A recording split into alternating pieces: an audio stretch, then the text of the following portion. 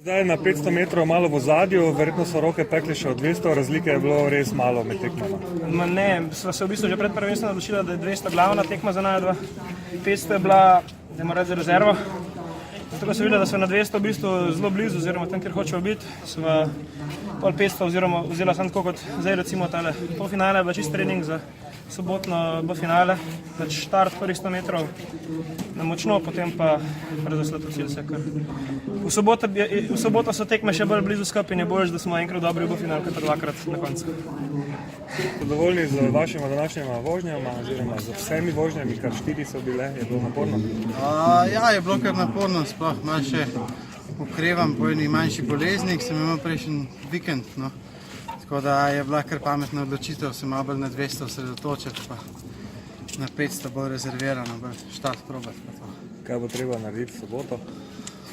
Dobro se spočiti, pa na polno.